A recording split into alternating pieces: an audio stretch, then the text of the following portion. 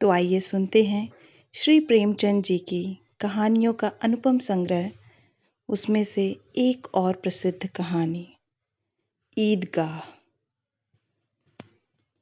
रमज़ान के पूरे 30 रोज़ों के बाद ईद आई है। कितना मनोहर, कितना सुहावना प्रभाव है। वृक्षों पर अजीब हरियाली है, खेतों में कुछ अजीब रौनक है, आसमान पर कुछ अजीब लालिमा है। आज का सूर्य देखो, कितना प्यारा, कितना शीतल, यानी संसार को ईद की बधाई दे रहा है। गांव में कितनी हलचल है। ईदगाह जाने की तैयारियां हो रही हैं। किसी के कुर्ते में बटन नहीं है, पड़ोस के घर में सुई धागा लेने दौड़ा जा रहा है। किसी के जूते कड़े हो गए हैं, उनमें तेल डालने के लिए तेली के घर पर भागा जाता है। जल्दी जल्दी बैलों को सानी पानी दे दें, ईदगाह से लौटते लौटते दोपहर हो जाएगी।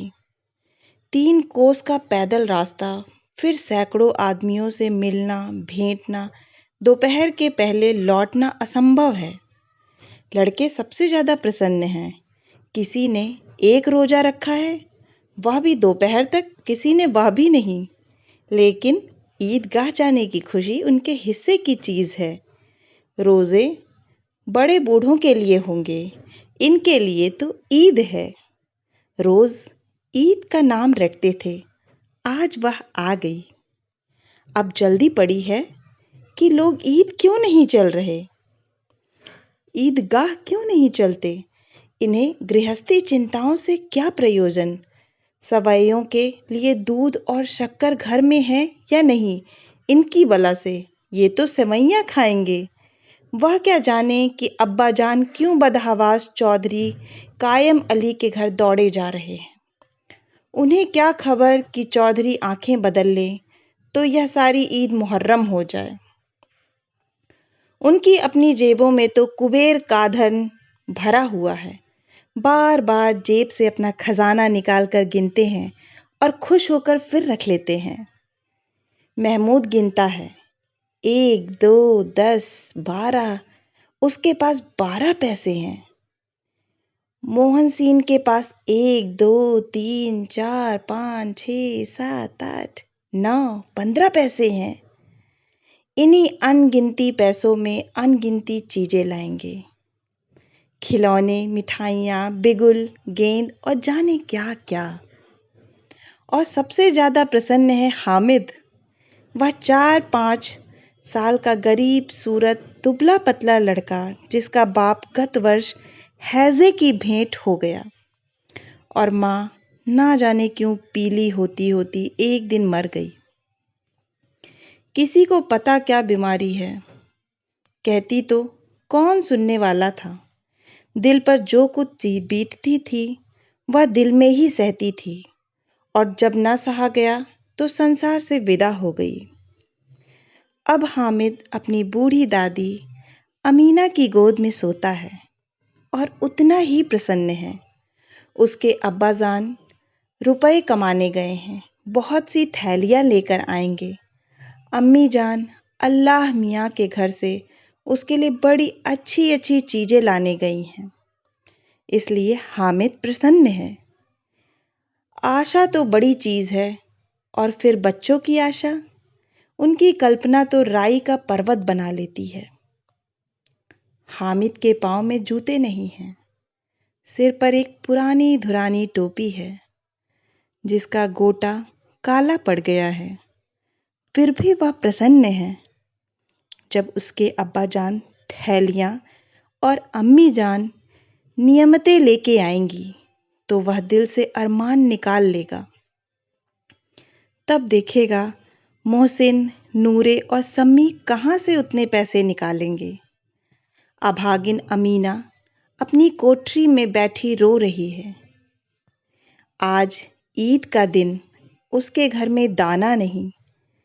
आज आबिद होता तो क्या इसी तरह ईद आती और चली जाती। इस अंधकार और निराशा में वह डूबी जा रही है। किसने बुलाया था इस निगोड़ी ईद को। इस घर में उसका काम नहीं, लेकिन हामिद, उसे किसी के मरने जीने के क्या मतलब। उसके अंदर प्रकाश है, बाहर आशा। विपत्ति अपना सारा दल बदल लेकर आए, हामिद की आनंद भरी चितवन उसका विध्वंस कर देगी। हामिद भीतर जाकर दादी से कहता है, तुम डरना नहीं अम्मा, मैं सबसे पहले आऊंगा। बिल्कुल ना डरना। अमीना का दिल कचोट रहा है। गांव के बच्चे अपने अपने बाप के साथ जा रहे हैं। हामिद का बाप अमीना के सिवा और कौन है। उसे अकेले मेले जाने दे। उस भीड़ भाड़ से बच्चा कहीं खो जाए तो क्या हो। नहीं, अमीना उसे यूं न जाने देगी। नन्ही सी जान, 3 कोस चलेगा कैसे। पैर में छाले पड़ जाएंगे, जूते भी तो नहीं हैं। वह थोड़ी थोड़ी दूर पर उसे गोद में ले लेती, लेकिन यहाँ सवैया कौन पकाएगा। पैसे होते तो लौटते लौटते सब सामग्री जमा करके चटपट बना लेती। यहाँ तो घंटों चीजें जमा करते लगेंगे। मांगे का ही तो भरोसा ठहरा। उस दिन पहिमन के कपड़े सिले थे, 8 आने पैसे मिले थे। उस अठन्नी को ईमान की तरह बचाती चली आती थी इसी ईद के लिए, लेकिन कल ग्वालन सिर पर सवार हो गई तो क्या करती। हामिद के लिए कुछ नहीं है तो 2 पैसे का दूध तो चाहिए ही। अब तो कुल 2 आने पैसे बच रहे हैं। 3 पैसे हामिद की जेब में, 5 अमीना के बटुए में। यही तो बिसात है और ईद का त्योहार। अल्लाह ही बेड़ा पर लगाए। धोबन और नाइन और मेहतरन और चुड़िहारिन सभी तो आएंगी। सभी को सेवैयां चाहिए और थोड़ा किसी को आंखों नहीं लगता। किस किस से मुंह चुराएंगी। और मुंह क्यों चुराएं, साल भर का त्योहार है। जिंदगी खैरियत से रहे, उनकी तकदीर भी तो उसी के साथ है। बच्चे को खुदा सलामत रखे, ये दिन भी कट जाएंगे। गांव से मेला चला और बच्चों के साथ हामिद भी जा रहा था। कभी सबके सब दौड़कर आगे निकल जाते, फिर किसी पेड़ के नीचे खड़े होकर साथ वालों का इंतजार करते। यह लोग क्यों इतना धीरे धीरे चल रहे हैं। हामिद के पैरों में तो जैसे पर लग गए हैं। वह कभी थक सकता है। शहर का दामन आ गया। शहर के दोनों ओर अमीरों के बगीचे हैं। पक्की 4 दीवारी बनी हुई है। पेड़ों में आम और लीचियां लगी हुई हैं। कभी कभी कोई लड़का कंकड़ी उठाकर आम पर निशाना लगाता है। माली अंदर से गाली देता हुआ निकलता है। लड़के वहां से एक फलांग पर हैं, खूब हंस रहे हैं। माली को कैसा उल्लू बनाया। बड़ी बड़ी इमारतें आने लगी। यह अदालत है, यह कॉलेज है, यह क्लब घर है। इतने बड़े कॉलेज में कितने लड़के पढ़ते होंगे। सब लड़के नहीं हैं जी, बड़े बड़े आदमी हैं। सच, उनकी बड़ी बड़ी मूछें हैं। इतने बड़े हो गए हैं, अभी तक पढ़ते जाते हैं। ना जाने कब तक पढ़ेंगे और क्या करेंगे इतना पढ़कर। हामिद के मदरसे में तो 2-3 बड़े बड़े लड़के हैं, बिल्कुल 3 कौड़ी के। रोज मार खाते हैं, काम से जी चुराने वाले। इस जगह भी उसी तरह के लोग होंगे और क्या। क्लब घर में जादू होता है। सुना है यहाँ मुर्दों की खोपड़ियां दौड़ती हैं और बड़े बड़े तमाशे होते हैं, पर किसी को अंदर नहीं जाने देते। और वहां शाम को साहब लोग खेलते हैं, बड़े बड़े आदमी खेलते हैं, मूंछों दाढ़ी वाले।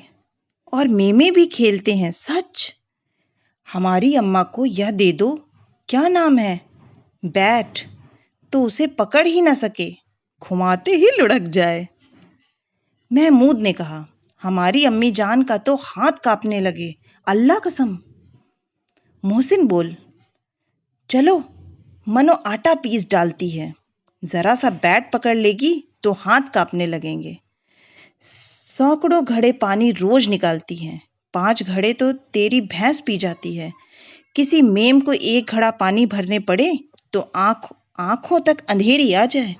महमूद, लेकिन दौड़ती तो नहीं, उछल कूद तो नहीं कर सकती। मोहसिन, हाँ, उछल कूद तो नहीं सकती, लेकिन उस दिन मेरी गाय खुल गई थी और चौधरी के खेत में जा पड़ी थी। अम्मा इतना तेज दौड़ी कि मैं उन्हें ना पा सका। सच। आगे चले, हलवाइयों की दुकानें शुरू हुई। आज खूब सजी हुई थी। इतनी मिठाइयाँ कौन खाता? देखो ना, एक एक दुकानों पर मानो होंगी। सुना है रात को जिन्नात आकर खरीद ले जाते हैं। अब्बा कहते थे कि आधी रात को एक आदमी हर दुकान पर जाता है और जितना माल बचा होता है वह तुलवा लेता है और सचमुच के रुपए देता है, बिल्कुल ऐसे ही रुपए। हामिद को यकीन ना आया। ऐसे रुपए जिन्नात को कहाँ से मिल जाएंगी? मोहसिन ने कहा, जिन्नात को रुपए की क्या कमी? जिस खजाने में चाहे चले जाए, लोहे के दरवाजे तक उन्हें नहीं रोक सकते जनाब। आप हैं किस फेर में? हीरे जवाहरात तक उनके पास रहते हैं। जिससे खुश हो गए उसे टोकरों जवाहरात दे दिए। अभी यहीं बैठे हैं, 5 मिनट में कलकत्ता पहुंच जाएं।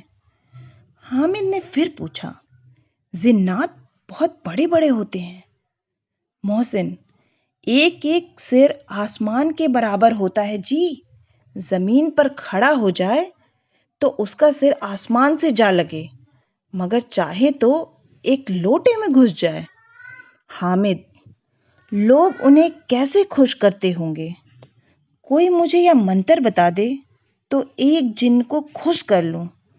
मोहसिन, अब यह तो ना जानता, लेकिन चौधरी साहब के काबू में बहुत से जिन्नात हैं। कोई चीज चोरी जाए, चौधरी साहब उसका पता लगा देंगे और चोर का नाम बता देंगे। जुमराती का बछुआ उस दिन खो गया था। 3 दिन हैरान हुए, कहीं ना मिला। तब झक मारकर चौधरी के पास गए। चौधरी ने तुरंत बता दिया, मवेशी खाने में है, और वहीं मिला। जिन्नात आकर उन्हें सारे जहां की खबर दे जाते हैं। अब उसकी समझ में आ गया कि चौधरी के पास क्यों इतना धन है और क्यों इतना सम्मान है। आगे चले, यह पुलिस लाइन है। यहीं सब कांस्टेबल कवायद करते हैं। रेटिन, फाय फो रात को बेचारे घूम घूम कर पहरा देते हैं, नहीं तो चोरियां हो जाएं। मोहसिन ने प्रतिवाद किया, यह कांस्टेबल पहरा देते हैं, तभी तुम बहुत जानते हो। अजी हजरत, यह चोरी करते हैं।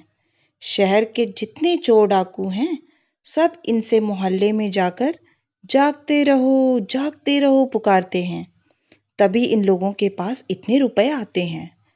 मेरे मामू एक थाने में कांस्टेबल हैं, बरस रुपया महीना पाते हैं, लेकिन 50 रुपए घर भेजते हैं। अल्लाह कसम, मैंने एक बार पूछा था कि मामू, आप इतने रुपए कहाँ से पाते हैं? हंसकर कहने लगे, बेटा, अल्लाह देता है। फिर आप ही बोलें, हम लोग चाहें तो एक दिन में लाखों मार लाएं। हम तो इतना ही लेते हैं जिसमें अपनी बदनामी ना हो और नौकरी ना चली जाए। हामिद ने पूछा, यह लोग चोरी करवाते हैं तो कोई इन्हें पकड़ता नहीं? मोहसिन उसकी नादानी पर दया दिखाकर बोला, अरे पागल, इन्हें कौन पकड़ेगा? पकड़ने वाले तो यह लोग खुद हैं, लेकिन अल्लाह इन्हें सजा भी खूब देता है। हराम का माल हराम में जाता है। थोड़े ही दिन हुए, मामू के घर में आग लग गई। सारी लेई पूंजी जल गई, एक बर्तन तक ना बचा। कई दिन पेड़ के नीचे सोए। अल्लाह कसम, पेड़ के नीचे? फिर न जाने कहाँ से 100 कर्ज लाए तो बर्तन भांडे आए। हामिद, 100 तो 50 से ज्यादा होते हैं। कहाँ 50, कहाँ 100। 50 एक थैली भर होता है, 100 तो 2 थैलियों में भी ना आए। अब बस्ती घनी होने लगी। ईदगाह जाने वालों की टोलियां नजर आने लगी, एक से एक भड़कीले वस्त्र पहने हुए। कोई इक्के तांगे पर सवार, कोई मोटर पर। सभी इत्र में बसे, सभी के दिलों में उमंग। ग्रामीणों का यह छोटा सा दल अपनी विपन्नता से बेखबर, संतोष और धैर्य में मगन चला जा रहा था। बच्चों के लिए नगर की सभी चीजें अनोखी थी। जिस चीज की ओर ताकते ताकते ही रह जाते, और पीछे से हॉर्न की आवाज होने पर भी ना चेतते। हामिद तो मोटर के नीचे जाते जाते बचा। सहसा ईदगाह नजर आई। ऊपर इमली के घने वृक्षों की छाया है, नीचे पक्का फर्श है जिस पर जाजम ढिजा हुआ है, और रोजेदारों की पंक्तियां एक के पीछे एक ना जाने कहां तक चली गई हैं। पक्की जगत के नीचे तक, जहां जाजम भी नहीं है। नए आने वाले आकर पीछे की कतार में खड़े हो जाते हैं। आगे जगह नहीं है। यहाँ कोई धन और पद नहीं देखता। इस्लाम की निगाह में सब बराबर है। इन ग्रामीणों ने भी वजू किया और पिछली पंक्ति में खड़े हो गए। कितना सुंदर संचालन है, कितनी सुंदर व्यवस्था। लाखों सिर एक साथ सिजदे में झुकते हैं और सबके सब एक साथ खड़े हो जाते हैं। एक साथ झुकते हैं और एक साथ खड़े हो जाते हैं। एक साथ खड़े हो जाते हैं, एक साथ झुकते हैं और एक साथ खड़े हो जाते हैं। कई बार यही क्रिया होती है, जैसे बिजली की लाखों बत्तियां एक साथ प्रदीप्त हो और एक साथ बुझ जाएं, और यही क्रम चलता रहे। कितना अपूर्व दृश्य था, जिसकी सामूहिक क्रियाएं विस्तार और अंततः हृदय को श्रद्धा, गर्व और आत्मानंद से भर देती थीं। मानो भ्रातृत्व का एक सूत्र इन समस्त आत्माओं को एक लड़ी में पिरोए हुए है। नमाज खत्म हो गई, लोग आपस में गले मिल रहे। तब मिठाई और खिलौनों की दुकान पर धावा होता है। ग्रामीणों का यह दल इस विषय में बालकों से कम उत्साही नहीं है। यह देखो, हिंडोला है, 1 पैसा देकर चढ़ जाओ। कभी आसमान पर जाते हुए मालूम होंगे, कभी जमीन पर गिरते हुए। यह चरखी है, लकड़ी के हाथी, घोड़े, ऊंट छड़ों में लटके हुए हैं। 1 पैसा देकर बैठ जाओ और 25 चक्करों का मजा लो। महमूद और मोहसिन और से नूरे और सम्मी इन घोड़ों और ऊँटों पर बैठते हैं। हामिद दूर खड़ा है। 3 ही पैसे तो उसके पास हैं। अपने कोष का 1/3 जरा सा चक्कर खाने के लिए नहीं दे सकता। सब चरखियों से उतरते हैं। अब खिलौने लेंगे। उधर दुकानों की कतार लगी हुई है। तरह तरह के खिलौने हैं। सिपाही और गुजरिया, राज और विक्की, भिश्ती और दोबिन और साधु। वह कुत्ते सुंदर खिलौने हैं। अब बोला ही चाहते हैं। महमूद सिपाही लेता है, वर्दी और कंधे पर बंदूक रखे हुए। मालूम होता है अभी कवायद किए चला आ रहा है। मोहसिन को भिश्ती पसंद आया। कमर झुकी हुई है, ऊपर मशक रखे हुए है। मशक का मुंह एक हाथ से पकड़े हुए है। कितना प्रसन्न है, शायद कोई गीत गा रहा है।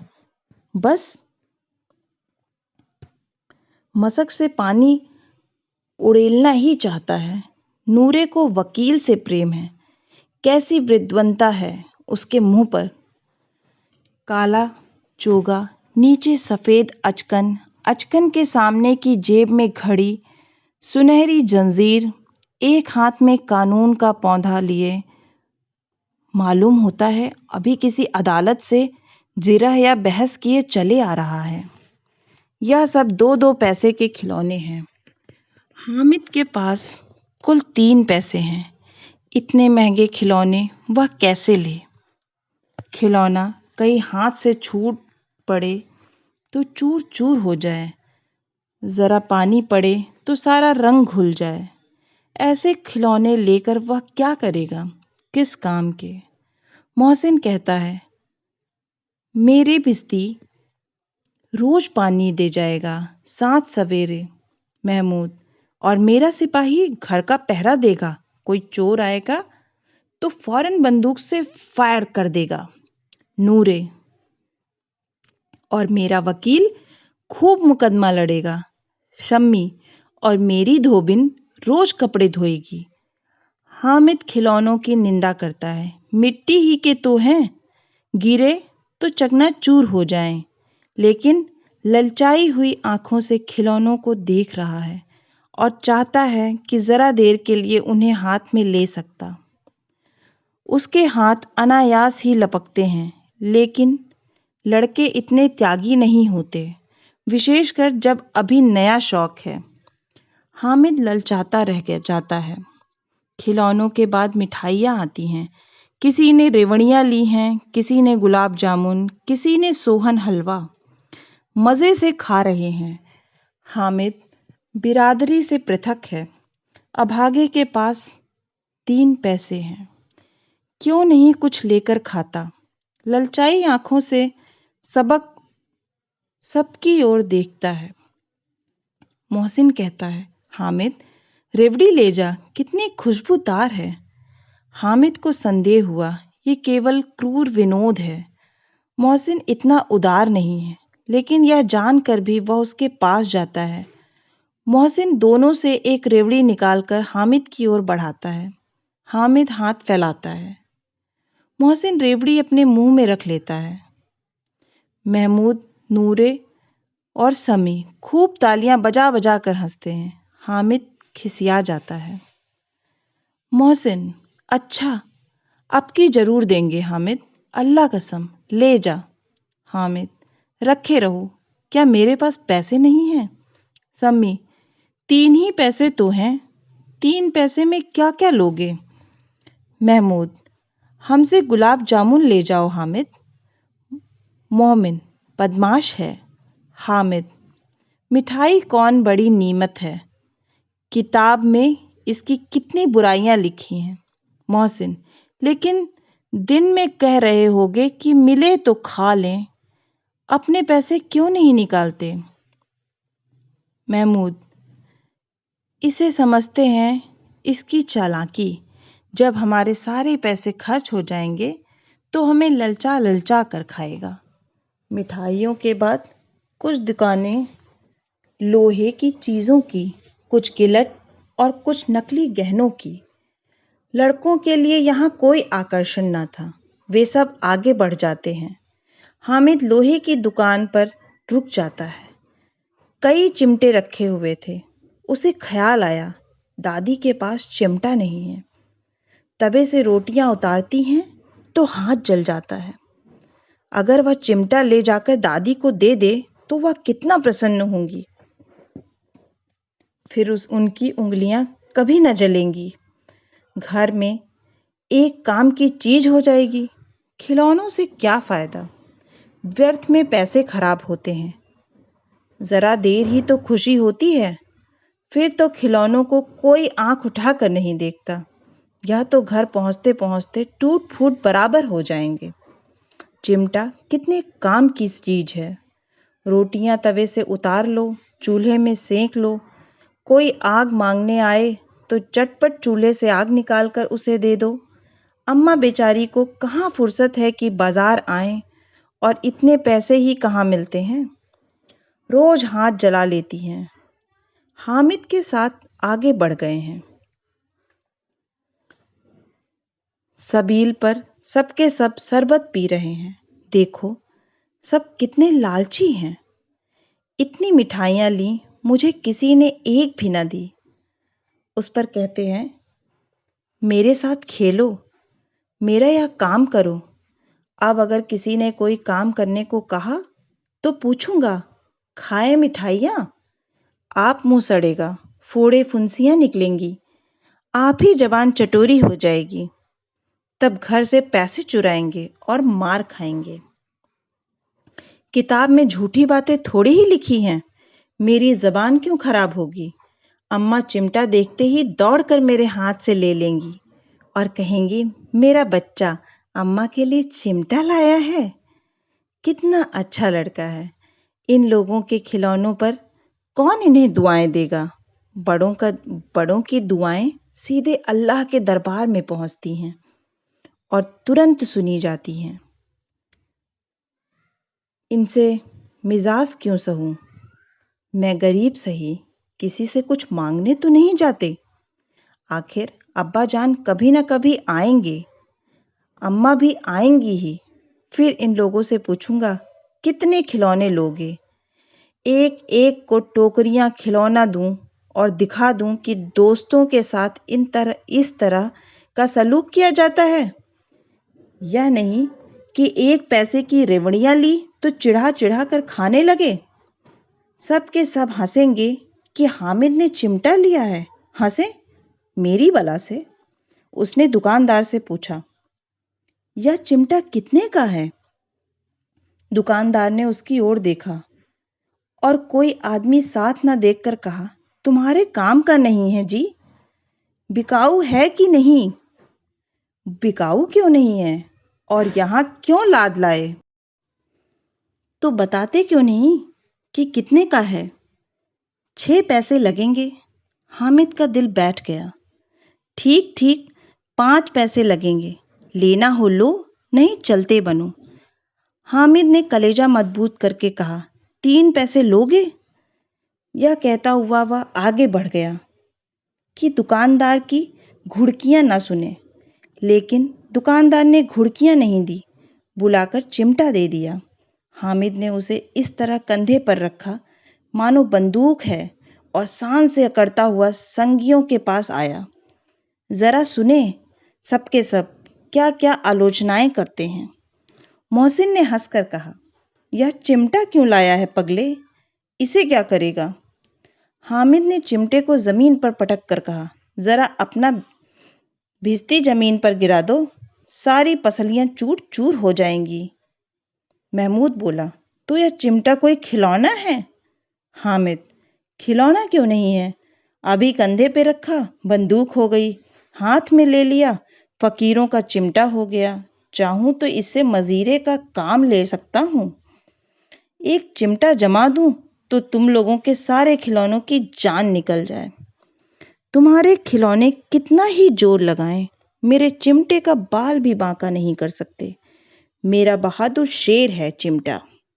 सम्मी ने खजरी ली थी, प्रभावित होकर बोला, मेरी खजरी से बदलोगे? 2 आने की है। हामिद ने खजरी की ओर उपेक्षा से देखा। मेरा चिमटा चाहे तो तुम्हारी खजरी का पेट फाड़ डाले। बस एक चमड़े की झिल्ली लगा दी, ढाब ढाब बोलने लगी। जरा सा पानी लग जाए तो खत्म हो जाए। मेरा बहादुर चिमटा आग में, पानी में, आंधी में, तूफान में बराबर डटा खड़ा रहेगा। चिमटे ने सभी को मोहित कर लिया। अब पैसे किसके पास धरे हैं? फिर मेले से दूर निकल आए हैं। 9 कब के बज गए। धूप तेज हो रही है। घर पहुंचने की जल्दी हो रही है। बाप से जिद भी करें तो चिमटा नहीं मिल सकता।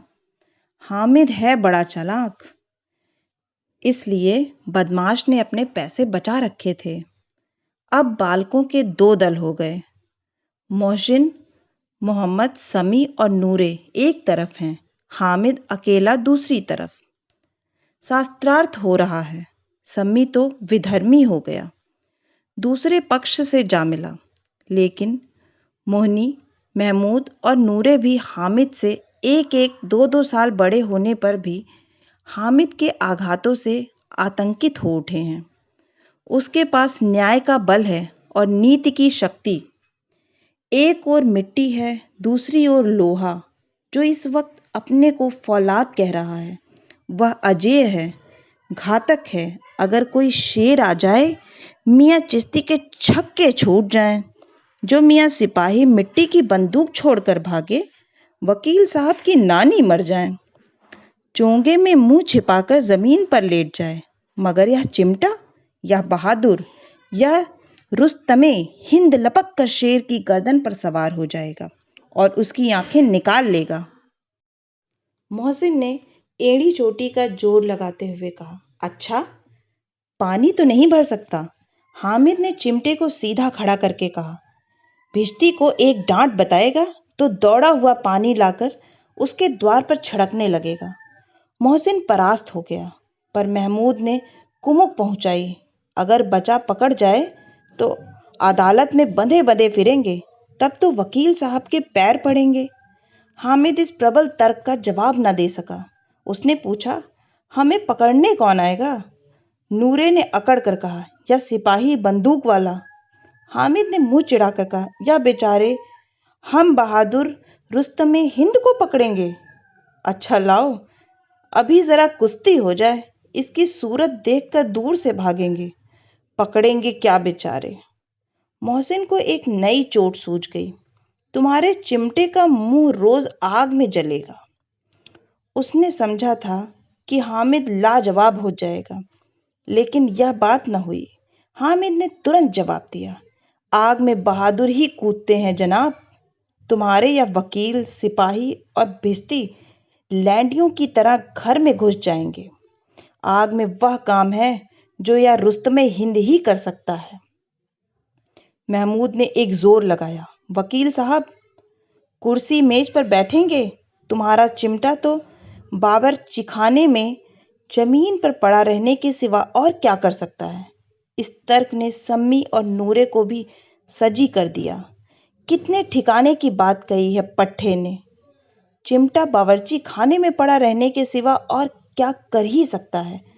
हामिद को कोई फड़कता हुआ जवाब न सूझा तो उसने धांधली शुरू की, मेरा चिमटा बावर्ची खाने में नहीं रहेगा। वकील साहब कुर्सी पर बैठेंगे तो जाकर उन्हें जमीन पर पटक देगा और उनका कानून उनके पेट में डाल देगा।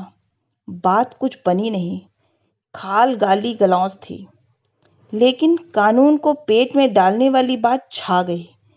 ऐसी छा गई कि तीनों सूरमा मुंह ताकते रह गए, मानो कोई थेलचा कानो कौवा किसी गंडे वाले कनकौवे को काट गया हो।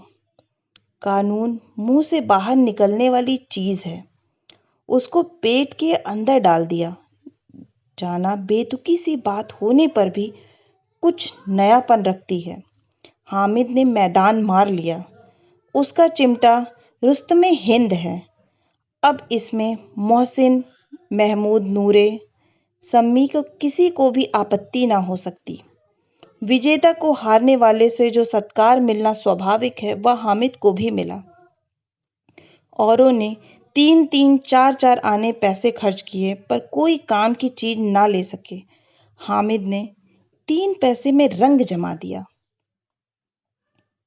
सच ही तो है, खिलौनों का क्या भरोसा, टूट फूट जाएंगी।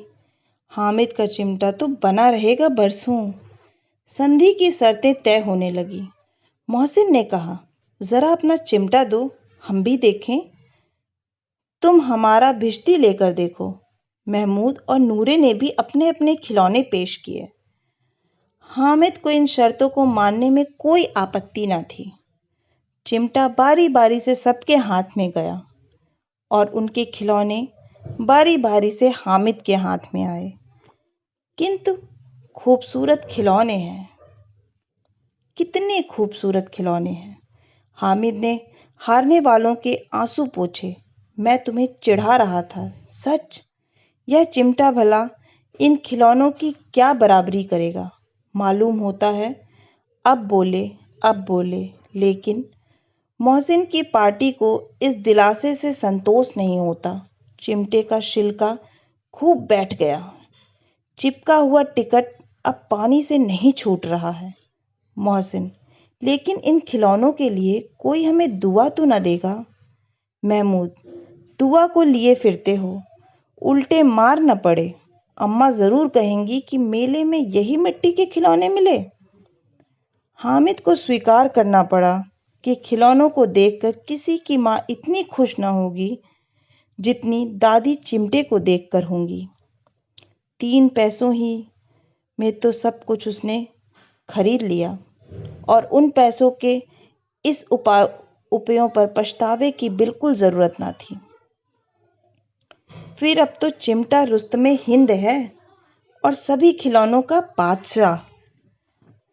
रास्ते में महमूद को भूख लगी।